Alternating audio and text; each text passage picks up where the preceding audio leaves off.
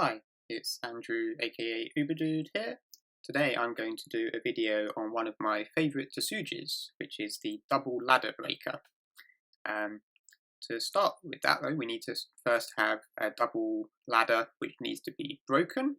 So let's talk about double ladders. They can come up in quite a lot of situations. Let's just make an example in an opening position. So we've got a Chinese opening and this attachment box like this these days. And one sequence you can do is this one. And now white needs to deal with this situation somehow. One simple way is just like this, capture this stone, and black, let's say black guitar is this way first and then captures this stone. Then, yeah, this is kind of like a modern joseki really. But white can also crawl here, it's also another choice. Black was just to connect, white comes up, and then black will try to capture these stones, and white will try to do something over this side. But if black does this, this is perhaps the most aggressive looking move, and if white can't save these three stones, then that's going to be bad. So white needs to find a way to handle the situation, and this is an example of this push is setting up two ladders. So the two ladders are if black does nothing, there's one ladder here, this ladder, so white needs the ladder in this direction. And then the other one is this way, just little two stones towards the edge. And black, it would be nice if black could, so if black defends this one, for example, captures these stones, white captures these ones. And if black, for example, plays here, then white captures these ones. And there's no way in this situation that black can play a move that stops both of the ladders. And the reason why white might play this turn is if you just compare it to this one. Here white just captures one black stone, and black's also still got this sente move here. Whereas if we go this way, if black does play this, then white's quite happy to capture two stones in a ladder. So this white group is a bit stronger than if it had just captured the one stone. So this is this white push comes up in quite a lot of sort of fighting shapes, and it's setting up two ladders, one here and one here. So in this situation, the ladders are going to different directions. This one is going off this way, and this one is going off this way. And yeah, black can't stop both of them. So this is how white can handle the situation. Now, in some situations, you actually have the two ladders going near each other. Now, there's an example of this would be perhaps a more realistic opening. I come here and come here. Now, actually, this I used to always try to play this knight move because I really wanted to play this tesuji in a game, but I never could manage. So if black pincers here, the exact position of the pincer doesn't matter too much for what's going to happen here, but really we're looking at this shape. Then, if white wants to settle this stone, then this attach and this hane are reasonable local moves. And there's two choices here for black. Black can just pull back, which is the simple, the gentle move, and then white can extend here to make a base. And now this group's in decent shape. The idea being that this point in the corner and an extension here are basically miai. So if black goes here, white can go here, and the white group will be fine. And if black goes here, white can go here. White could even think about other moves, like maybe here for a ko, or tanuki. You know, if white tanukis and black here, white can still make a ko. But if black pulls back, then white has the chance to make the nice I-shape descent. So the fighting spirit move for black here is to play the atari. Now, if white connects, it's an ugly shape, and then black could come here, and this is a nice exchange for black. So white will normally resist with here. And interestingly, this kind of attach, excuse me, attach and bulge. Remember, there was some commentary I saw which sort of goes again, massive oversimplification, but basically he said sort of always Atari because you really don't want to give your opponent the good shape. So we go Atari, and then white connects here. So this black stone has been cut off and quite hurt, and black's corner looks kind of small. But the key point is here, black can cut here. If black had to play, for example, like this cruel, that would be quite sad. Now, the joseki in this situation is for white to play Atari, maybe push one more time, and then play some extension on the lower side. And this stone has been hurt a lot, but black's got some nice territory here. And something to note is this black stone still has, although this is a nice wall and this black stone is a bit, useless for now, it's not useless forever. And later on, there's still some agi. Say white extended a little bit further, then not now, but in the future, if black had some support in this area, or maybe black played this and white ignored, then if black did something like this, then black can start to activate and run this stone. And this wall doesn't actually have eyes and could potentially come under attack. So although it's a nice wall for now, white does need to be mindful in the future of some black shenanigans against it. So that's the joseki move, is this Atari. Now, it would be nice if white could play here. If black, this is obviously threatening to capture one stone, so like black can't save this, because then white captures this stone. If black just defended, then white could go here, and this would be nicer for white than the variation we just saw, this kind of thing, because although this looks like a bigger area, in terms of thickness and strength of shape, this one is not as good as this. White gets very good eye shape, very good agi from playing this Atari. So white would like, if this was going to happen, it'd be nice for white. But black has a strong resistance with this cut. So this is quite bad for black's own liberties, but also it's hurting white's liberties. So this is going to make a pretty hairy fight. So white can play Atari, and then this push. So this is similar to the push we saw before, in that it's looking to set up two ladders. So if black plays here, then there's this ladder. And if black plays to save those two stones, say this Atari, then there's this ladder.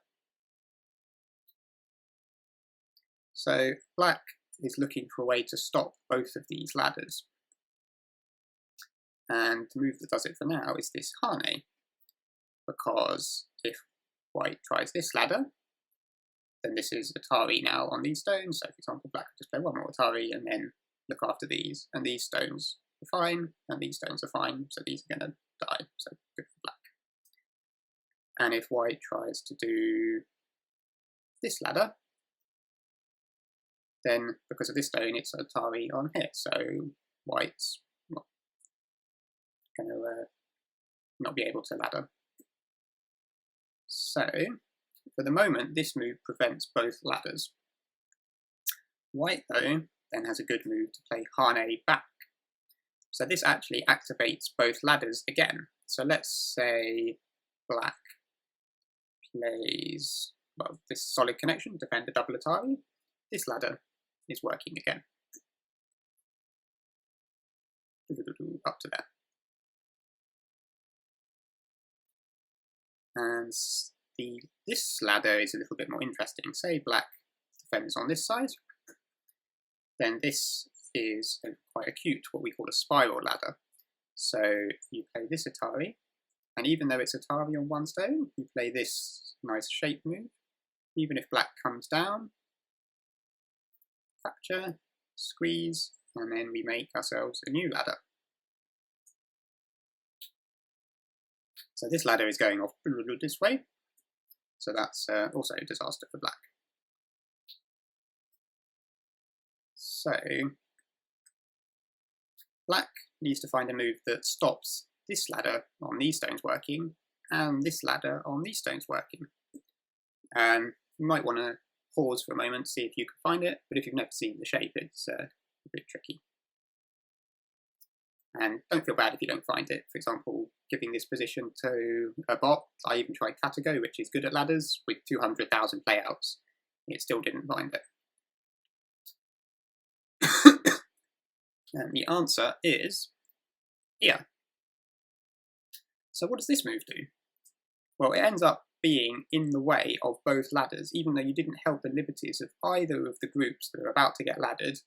It's in the way of both. So if white tries this one, then now it's Atari on these stones. So white has to break out of these, and then black can take care of this, and this isn't going to be a ladder. This isn't a squeezy thing, because now this stone's in Atari. So that fixes that ladder. How about this one? If we try the same squeeze as before, then ta-da, is in the magic place. This ladder is now not working because white's in Atari there. So this is the double ladder breaker, and it's this kind of diagonal behind move when you've got these two groups like this. Yeah, so this is the double ladder breaker tesuji. Now, the slightly sad thing actually is in this position, it's not actually that good, because even though it stops both ladders for now, if white goes like this and captures here, when this liberty is gone, white is threatening this ladder again. So let's say black looks after these stones, then white captures that, so that's no good. And let's say black saves here, white's got this ladder again. So black has one nice idea, which is to put in this Atari on cutting stones. White's got to answer. Now let's say black defends here. Then this is not a ladder because this is Atari. If you do this, these are going to die first. But actually, if black is trying to escape here, he's only got 3 liberties, and all of white's surrounding stones are going to be okay. There's a cut here, but nothing's quite working for black.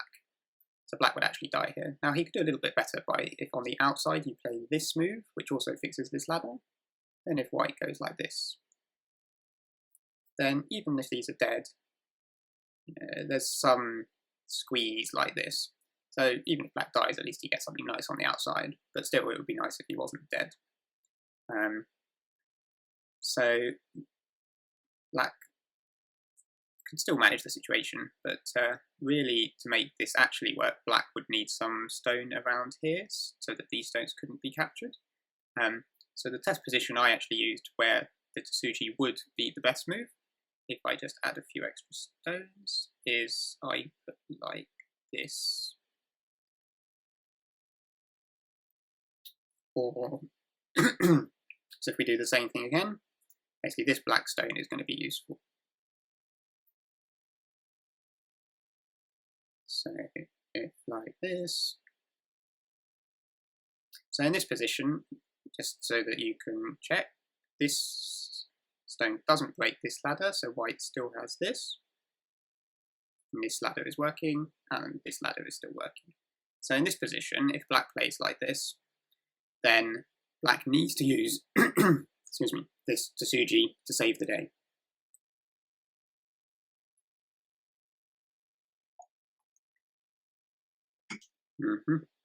And I gave this position to Katago, and it couldn't find this move, but when I played it, it agreed it was a lot better than what it thought was the best move. Yeah, so this is the double ladder breaker. Now, this move has quite an interesting history. There is a very old Go book, about 1,000 years old, which actually has the first recorded double ladder breaker. So let me show you that. So this was an ancient Chinese game, and they started with, they had the diagonal 4/4s as the setup, and then white went first. So they kind of, they didn't play opening like we do these days, but fighting and liberties are the same as they were thousands of years ago. So it went with some crazy start like this, and then black calls. And now white's trying to capture these stones. And the question is, when white harnets and black cuts, how is white doing? So black puts these exchanges in to strengthen this insente, and then cuts. White played here, and black played this nose tesuji. So this move is aiming at, well, if white just captures here, you've got an Atari, and then you've got a ladder here. So white can't just answer like that. What white needs to do is find some better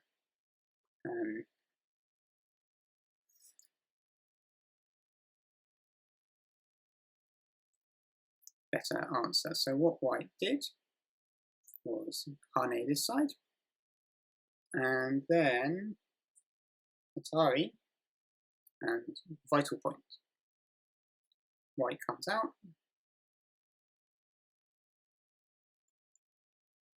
So if white comes back any point, this is a connecting die. So white comes out. Now black plays connection. Atari on white. White connects. And then black played here. So this is aiming at two ladders. So if white captures here, black's got this ladder. And if white plays any move here, black's got this ladder. And the story goes that sort of white was in deep trouble and then sort of exclaimed, "Aha, I've found the genius move." So the double ladder breaker here is this one. Again, we've got this kind of diagonal move beyond both ladders that ends up being in just the right place. So if we try this ladder, we're Atari on these stones, and then you can just capture this, and these aren't ladderable anymore. And if black plays this one, sorry, not that way, it would be this way, then this own stone you just connect to, and now you've got lots of liberties, and that's no good. So this is the first recorded double ladder breaker in history, almost about 1,000 years old. So I hope you enjoyed this pretty cool tesuji. Thanks for watching. Bye bye.